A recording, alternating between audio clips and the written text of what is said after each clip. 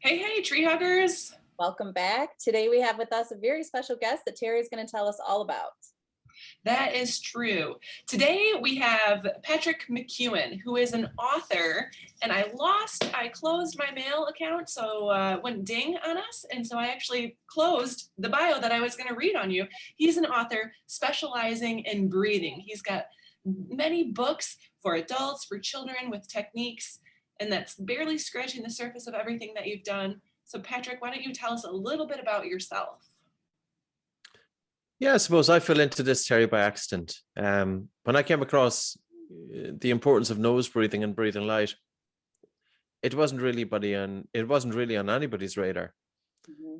And I was a chronic mouth breather as a child growing up. My teenage years, I was a chronic mouth breather. And I left school at 14 years of age, never to go back, out of a total sense of frustration with the education system. I could not cope with it. In primary school, which is when we are up to about the age of 11, I was pretty much top of the class. At age 11, 12, when I went into high school, 13, 14, I went from the top of the class down to the bottom of the class. Wow. It wasn't that I didn't have an interest in academia, because it ended up being pretty much my life after it, but something happened during those years, and it was absolutely connected with sleep disorder breathing, which was totally, it was not picked up on. Now, I was a kid with asthma, and if you have asthma, you typically have a stuffy nose, as I did, and I was chronically mouth breathing. So chronic mouth breathing then is activating the chest more than the diaphragm. So you got greater recruitment of the upper chest and a faster breathing pattern. And this then is tipping you into that increased sympathetic drive. So the autonomic nervous system is impacted so many ways: poor sleep, poor breathing. And I came across the importance of breathing through the nose, and I was never doing this. You know, sometimes you might read an article and you always feel that you might often feel that it's almost that the article was written for me when I was reading it. Mm-hmm. And because I could resonate with it. And I started practicing it now. It wasn't a walk in the park switching from mouth to nose breathing. I was feeling quite strong feelings of air hunger.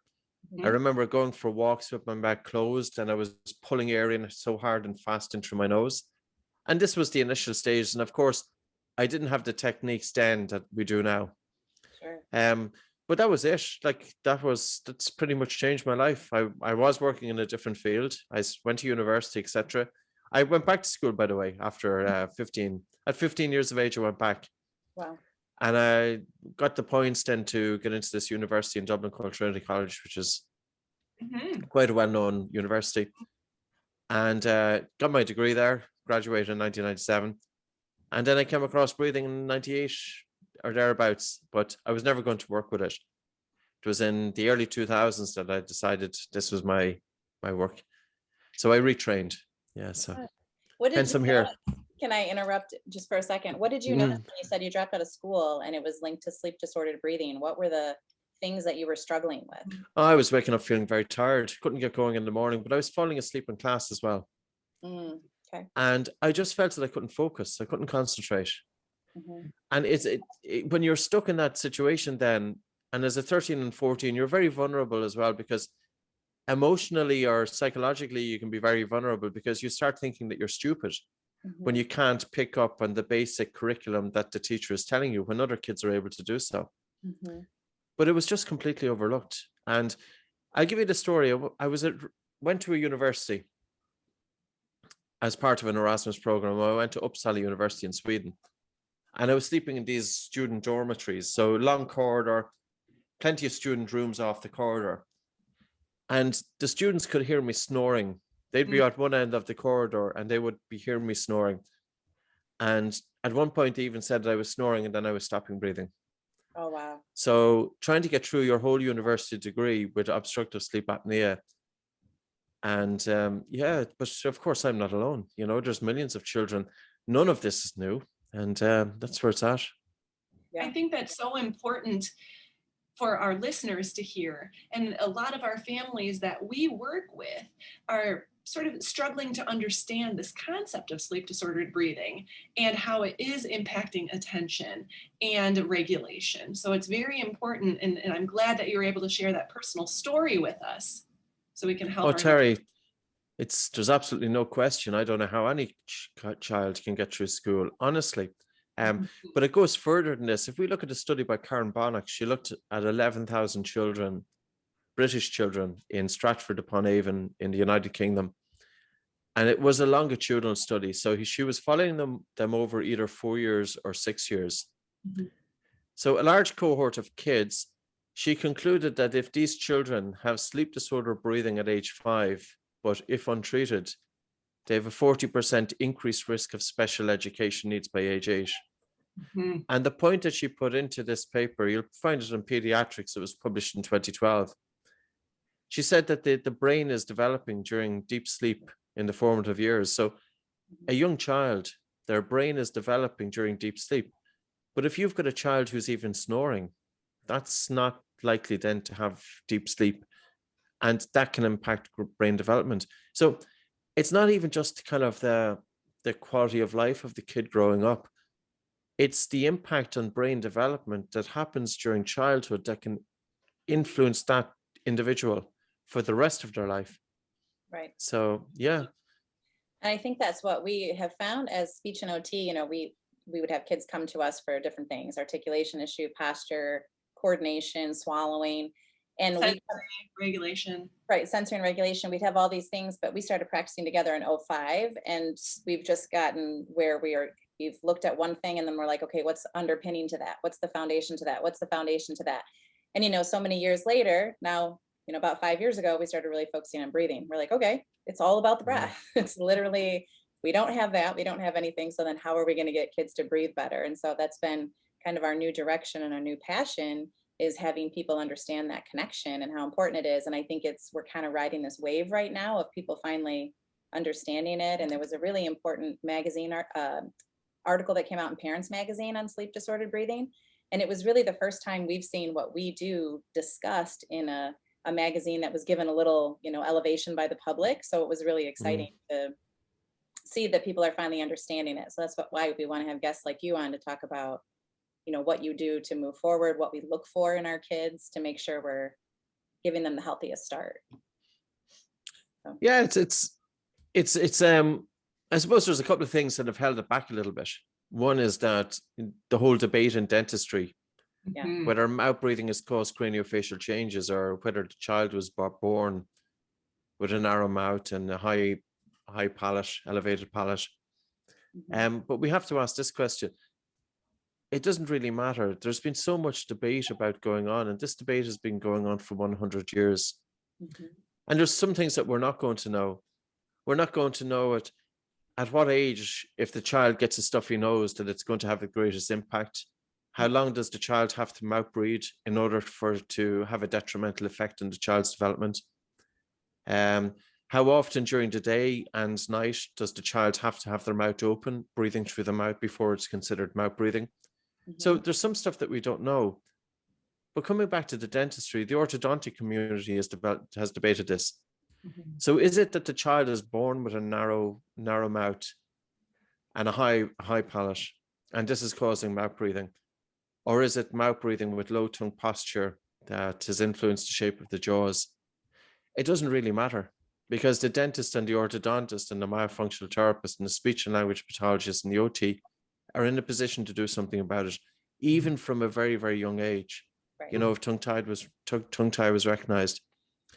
Because whether it's a chicken or egg, the problem is that the child has very often with mouth breathing, they can have tongue tie. They can have jaws that are set back. They can have a very narrow mouth. They can have a high palate. They can have a infringed nasal cavity. And those anatomical features can be addressed. And I think it's a case of life or death here. In actual fact, I don't think it. If you look at a paper by Dr. Christian Guilleminault, and it was published in the European Journal of Pediatrics, again, I think in about 2012. And the title of the paper is called DET, Nasomaxillary Complex. Now, this is a dreadful experience for any parent to go through. He looked at 7 young infants who died as a result of sudden infant death syndrome. All of the infants died because of hypoxia. And they all had craniofacial abnormalities consistent with jaws set back, high palate, narrow jaws, compromised nasal airway. Wow. And he said this could be avoided, you know, like Mhm. how many parents have to experience this life-changing event, and of course for the poor child as well. And if this was identified when the child was 3, 4, 5, 6 months of age, something can be done about it, you know. I just often feel, and I'm going to say it straight out, I feel that the reason that this hasn't moved forward is because it doesn't make money. And that's what's held it back. Right. We agree. The lack of research, the lack of attention to it. I don't understand. And that's what we feel passionate about too, is because we do feel like it's life or death. You know, we feel like it's, you know, we see infants and babies that are having trouble breastfeeding, and we're super passionate about all of it now. And we don't leave until they fully understand what we're preventing. So it's not just about getting their mouth closed in this moment. Like, you're preventing sleep apnea, an early heart attack. You're you know, we go on and get really passionate. Oh, it's everything. And even just aesthetics, you know, like there was a kind of a strange paper that came out during about a week ago. I can send on these papers, by the way. Just remind me. It said that people who were good looking, now, okay, I'm going to put this out there, and it's not to generate any controversy, but this is what the paper said. Good looking people were better able to resist COVID. And I was reading the paper and I was thinking, it's not just that these people are good looking. These people's faces have developed the way they should have developed. Right. That's why they're good looking. And because their faces have developed, their airways have developed. Right. So these people have good sleep. They're not stuck in that sympathetic drive. And I'm one of those people with a compromised face, you know. Of course, you're happy to say it when you're 50 years of age because you don't really care. But when you're 16 and 17 and 18-year-old, it's a different story. Right. You know, that the nose is bent because the jaw is too set back, the top jaw, the maxilla. The mandible is set back, so you have a double chin, even though you're not necessarily overweight, you know, and all that stuff. But yeah, it's really interesting conversation. I suppose Stacy and Terri, when I started off this in 2002, because I'm working with breathing 20 years, come the 17th of March this year, St. Patrick's Day is when I opened my first office in Galway in Ireland. That's cool. In 2002. And I felt there was a bit of resistance from healthcare professionals. So I decided, for me, the best way to get the information out there was to write books. And I wrote a book in 2003, one in 2004, one in 2005. And I put it out there. And to get it into the hands of the mothers and the fathers and the grandparents. Now, was that one to help? The first book was Asthma Free Naturally. I think the second one was Close Your Mouth. I wrote one for children though, called ABC, Always Breathe Correctly. I have that one. It's that's going back a long time as well. You'll see it in the index anyway. It's about 2004. And then I wrote one by Dr. Mew and Mike Mew. We have all of it.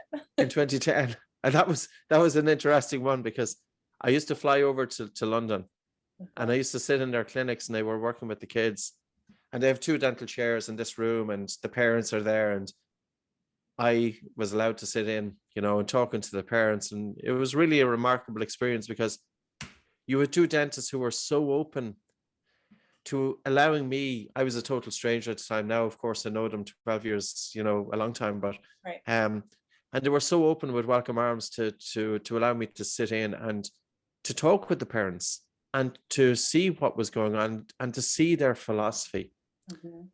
And to an outsider, and it just made absolute sense, total sense. It does. You know? Yeah. Everything. From the OT and speech perspective, we feel it does, just from understanding the concepts of anatomy and development and biochemistry. It doesn't appear that there should be any debate. I don't think there is, right? I mean, I was practicing, you know, I found your book, I think in 2014, and that had me become a Buteyko instructor. And that was, you know, I'd already been practicing like 16 years when I stumbled upon it. And then it was game changing. And then, of course, that led me to all of Dr. Mew's stuff. And so everything I did as a therapist changed, like in that moment, because the fact that I recognized all those foundational things. And still to this day, I lecture at different universities as well around here. And when I start talking about breathing and my role in breathing as a speech pathologist, the first question students ask is that in our scope of practice? And I'm always shocked that this is still, how would that even be a question? Can you breathe and do anything, but you certainly can't breathe and talk. You know, you have to Mhm. have these links, and that we're not making these links, or that people are still addressing it on an island is confusing to Mm. me, because But I suppose, Stacey, sorry to cut across you. It's just, I think it's because it's too simple, you know. Mhm. And if you were to ask any of these medical students or these young kids in the universities, what does the mouth do in terms of breathing? Is Mhm. there any part of the mouth that you can say plays any role in terms of the breath? And the answer is no. No, So the mouth has absolutely no role. So the mouth is simply an entryway. It's a hole, to be crude about it. It's a hole whereby you can take air straight into your lungs, but the mouth does nothing. Mhm. And I actually think it was only used for breathing in throughout evolution in times of an emergency. Mhm. Because whenever you breathe through a mouth, if you were to look down at your chest, and if you take a breath through your mouth, you'll typically see that it engages the upper chest. Mouth breathing is that faster breath. And Mhm. upper chest breathing and faster breathing, as I said earlier on, I was in that increased sympathetic drive, because whenever we breathe upper chest and faster breathing, the brain is interpreting that the body is under stress, Mhm. that there's a threat in the environment. And all the brain wants to do is to get us out of the situation. So I can imagine myself in school back in the day, mouth open, upper chest breathing, faster respiratory rate, harder breathing volume. And my brain, all the brain wants to do is to get me out of there, Right, because I'm in that sympathetic drive. right, right. I saw that you have a lecture coming up soon on kids, just focusing on kids. Mm. And so what would you say for specifically our audience, you know, they're listening, they're like birth to 10 maybe is like our kind of our heaviest focus. What would you say we should be looking for outside of mouth breathing? Would it be mouth breathing, snoring? Like, what are your major red flags when you say, let's get to work? Well, I think in terms of children during sleep, you shouldn't even have audible breathing, Mhm. That's because important. snoring is different for an adult in comparison to a child. And even if we were to look at obstructive sleep apnea, we can see how, it's assessed in terms of adults versus children. Mhm. For an adult with mild sleep apnea, it's between 5 and 15 events per hour, but for a child, it's between 1 and 5. Wow. So audible breathing during sleep, waking up with a dry mouth in the morning. Sometimes the kids, you can smell their breath because the mouth is dry. Mhm. Tossed bedclothes. The bedclothes shouldn't be tossed, because if the bedclothes are tossed, you have an idea that the child has had very Right. disrupted sleep and probably stopping breathing, because when a child stops breathing during sleep, they seem to change position as well in the bed. Mhm. Having the mouth open when distracted, especially. Okay. And it's not that a child may have their mouth open 100% of the time. And we don't have that figure, Right. when's the cutoff? In actual fact, anyway, how would you define it? If you were a parent and you're thinking, oh, little Johnny there has his mouth open 44% of the time. So is he a mouth breather or a nose breather at that point? Common sense has to prevail. Mhm. And I remember working with a couple of kids going back years ago, two sisters. And I was working with the children as part of we always teach with small group workshops. And I'd have the kids, I'd have them wear tape across their lips when they come into me, first of all. Mhm. So I use 3M 1-inch micropore tape just when they come into the clinic. Now, I introduce it very gently to them. And sometimes the 4-year-old kids, I won't be able to do that until the second or third session, until they get used to me. So we'd have, say, 3 or 4 children. Their parents are there, and each child is wearing a little piece of paper tape. And then I start them doing the small breath hold exercises. Mhm. And then I have them do the nose and blocking exercise. Mhm. Because first of all, I want to try and find out, why are these kids breathing through the mouth? Is it because of nasal obstruction? And if it's because of nasal obstruction, is it because of the front of the nose or the back of the nose? Mhm. So we do the nose and blocking exercise. And then we do the steps exercise. Mhm. And then I have the kids walking and running and with the mouth taped.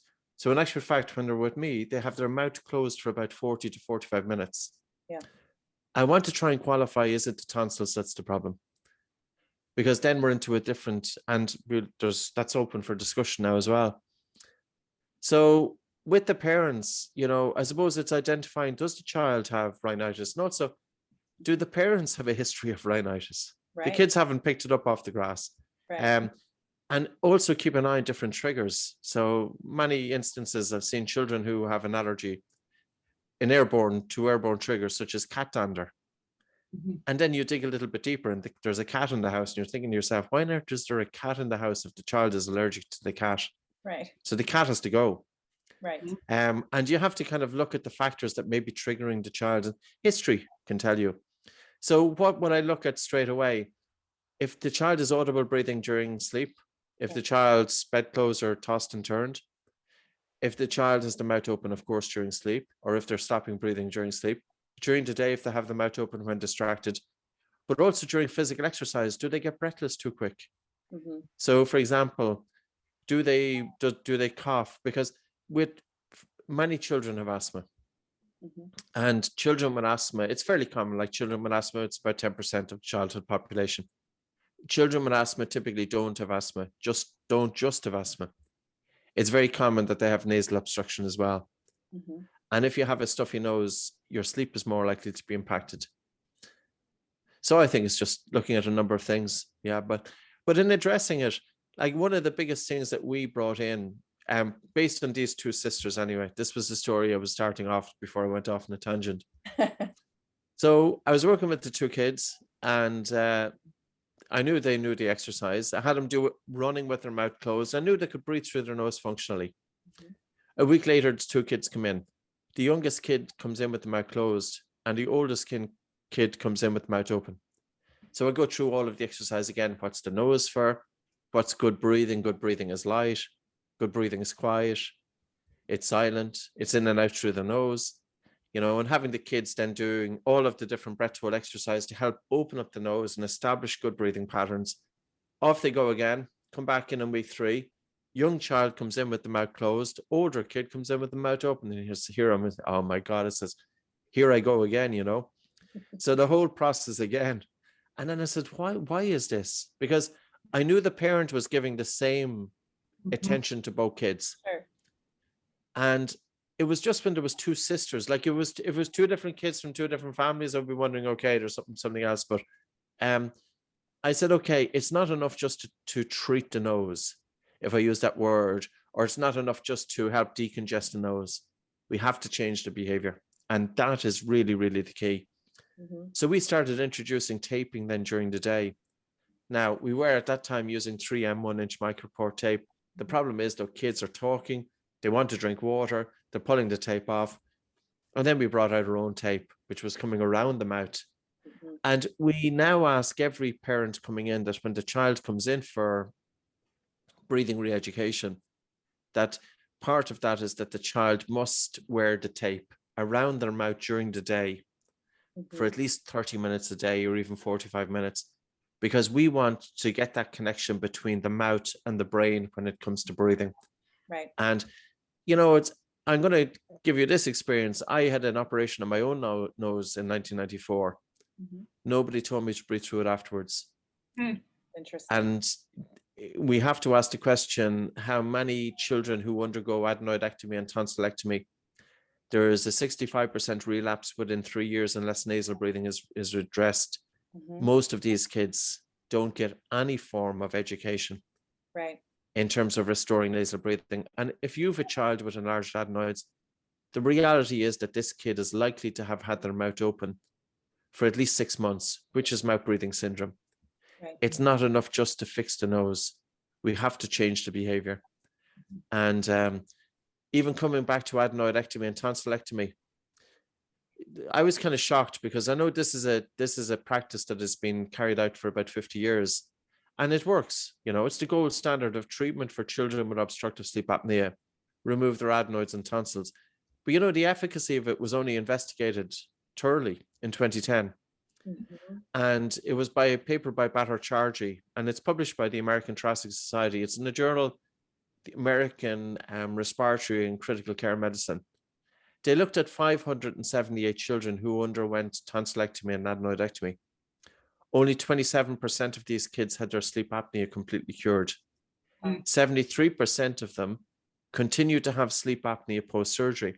Now, that's pointing out that it's not just enough to be looking at the adenoids and tonsils. there's other things going on there. So what might those other things be? Right. Well, breathing patterns is certainly one of them. The anatomy of, say, for example, the development of the jaws, aside from the adenoids, is another one. And there's probably other factors. So, you know, I think it really needs awareness, because number one, what's the point in having children undergo adenoidectomy and tonsillectomy if there's going to be a relapse within 3 years in terms of the AHI, the apnea-hypopnea index? And why not investigate other factors that, in addition to adenoidectomy and tonsillectomy, address breathing patterns and other factors to help improve the long-term outcome success? Right. I think that's huge, the breathing pattern. I don't think Terri and I have found a lot of physicians, even locally, that understand the importance of that. And we've heard things like the tongue needs to be trimmed, or mouth breathing corrects itself. I mean, these are statements that are made. I can absolutely tell you that mouth breathing does not correct itself. Correct Not in a million years. And the only reason being is because if you're a chronic mouth breather, as soon as you start breathing through your nose, you feel air hunger. Right. And it's a very natural reaction that if you feel air hunger, you open your mouth. Of course. So that's where changing the breathing exercise and changing the breathing patterns can help alleviate and remove the feeling of air hunger to allow nasal breathing to be established. And by the way, sorry, Terri. Oh, go ahead. The tongue doesn't train itself either. You know, I switched to nasal breathing in 1997, 1998. And I was sitting with, there was a speech and language pathologist or myofunctional therapist from Texas. Her name is called Karen Samuel. And I was sitting with Karen Samuel in 2005. And I asked her, I said, Karen, I said, where should the tongue be? And she said, it should be up in the roof of your mouth. And I said, how much of your tongue should be up there? And she said 3/4. And I knew mine was anywhere bar the roof of the mouth. So even though I switched to nasal breathing back in 1998, my tongue was obviously flapping around there, falling back into my airway. Right. And it just makes sense, you know, because the tongue, it's either up there in the roof of the mouth, or it's likely to fall back. And the airway, like, how many people know that the size of a decent airway is the size of your thumb? Now, not tongue, thumb, THUMB. And a compromised airway is the size of, it could be a cocktail stick. So we don't, even with somebody with a really well-developed airway, we don't have much room for error there. You know, we've only got, what's that, about an inch to play with, not even, you know? Yeah, that's an interesting analogy. That makes you pay attention. I was going to ask, with the kids that you see and have treated and worked with, have you found a pattern within posture or compensations within the whole body that are chronic with we don't always see with every child. I think there's a genetic predisposition to this, but it has been documented, forward head posture. And it's possibly as a result of the tongue. The child doesn't have the tongue in the roof of the mouth, because in order to mouth breathe, you have to drop the tongue. And because the tongue is dropping, then the tongue might be encroaching the airway. So the child is pushing the head forward. So we don't always see chest breathing either, but we do see it with some children. So we do see adaptations. Now, I think part of it, Terri, is because it depends on how long the child has been breathing through the open mouth for. And I found that diaphragmatic breathing, or good recruitment of the diaphragm, can be relatively easy to address with most kids, with the exception of children with anxiety and children with more severe tendencies towards asthma. It takes a little bit more work there.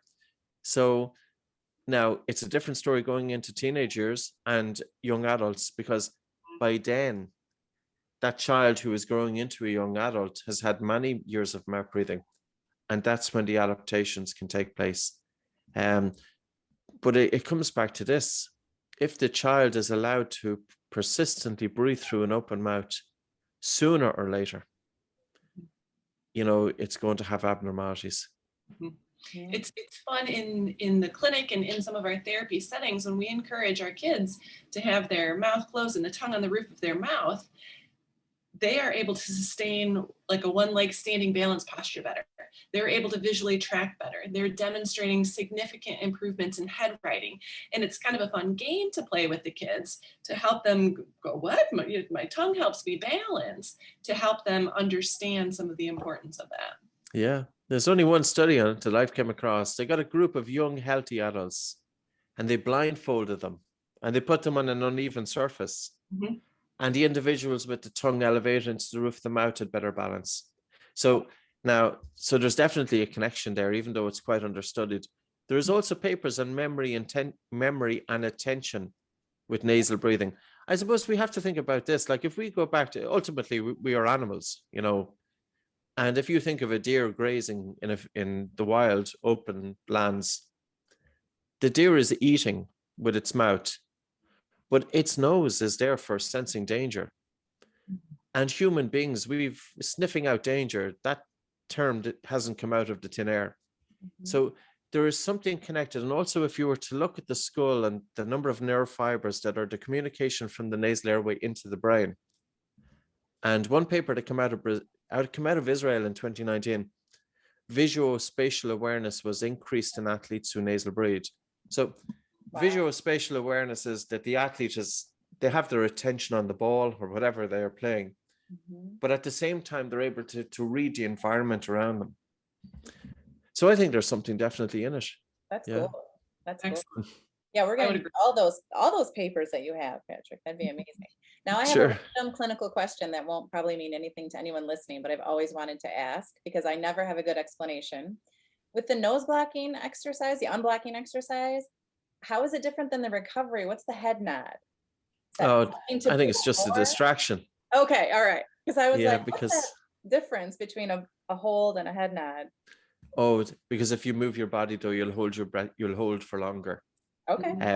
Air hunger is easier to tolerate when you do it with physical movement as opposed to static. Oh. But you could just breathe in, breathe out, and pinch your nose and jump up and down on one leg if you want to. Wait, I just didn't know if it had something to do with like the amount of nitric oxide. I was going way too deep. It's a distraction. It may be, but I think fundamentally, I think it's a distraction. Yeah. Okay, cool. The other question goes back to something you said earlier. You were talking about mouth breathing with distraction. So I find that when I ask parents, do you think your child's mouth breathing or does your child snore at night? They don't connect maybe like a slightly parted mouth. You know, they have a vision of what mouth breathing looks like, which is your mouth wide open and your tongue hanging out. So do you often use that terminology? Like, is their mouth, like sometimes I'll just say, are their lips parted or is their mouth slightly agape? Like, is there a good way to describe it to parents so they can tune in and go, you know what, I do see that? Because I feel like parents are hesitant to say they mouth breathe. I think the parents don't be always aware of it, to be honest with you. Sure. You know, that you might have a parent that might even say that the child breathes through its nose. Mm-hmm. And then you look down at the child and the child is there hanging with the mouth open. Mm-hmm. And the reason being is because it hasn't garnered so much attention in modern society. Okay. If there was an awareness out there, parents would be looking out for it. So maybe the first time that a parent has heard of it, Stacy, is when they're talking to yourself and Terri, mm-hmm. you know, and then they have to think about it. Yeah. And they're thinking, you know, so how would you identify it? I think it's even the lips shouldn't even be a part, full stop. Right. Even simple things such as chapped lips. Mm-hmm. It will happen with a mouth breather. It doesn't happen with a nose breather. Okay. In the vast majority of instances, because if you're breathing across your mouth, you're going to dry out your lips. Mm-hmm. Your lips go dry and then you lick your lips. Mm-hmm. You have dry lips, wet lips, wet lips, chapped lips. Whereas when your mouth is closed, nasal breathing. And the other thing is, I remember going to friends' houses and the parents would always kind of, not necessarily insult me, but admonish me for eating with and breathing through my mouth at the same time. So I was the kid there with the stuffy nose. And if I was having something to eat, I was terrible table manners. And maybe parents, they may not necessarily know that the child is breathing through the mouth, but they may be more aware if the child is has got poor table manners, for example. I see. Yeah. Okay, cool. Well, I don't want to keep you too long. I know your time is valuable. Is there anything else you can throw out there? We could talk all day, I'm sure, but is there anything you think that's really important that you think parents should know that we haven't already covered? I suppose, I think with the biggest success that we have with children is that we get the parents doing the exercises, Okay. because a lot of the parents have sleep issues. And I would say to the parents, do the nose and blocking exercise that you're teaching Mhm. and show the parents that it works. Sure. And talk to the parents about the functions of the nose and how it impacts sleep and how it impacts quality of life Mhm. and how it impacts balance in the autonomic nervous system. I think there's so much awareness now after coming out in the last 2 to 3 years. Right. If the parents will experience it, there's no doubt that the child will experience it. Mhm. And whenever parents come into us, the parent comes in, accompany the child. But I always make it a point that whatever I teach the child, I'm going to teach the parent. Mhm. I think it's important. And I would say to parents, this might sound like the most simplest thing in the world, but don't overlook it due to its simplicity. It has been overlooked, and I don't think it's going to be overlooked for a whole lot longer, though. I've really seen something happen in the last 2 to 3 years. Yeah. So it's getting out there.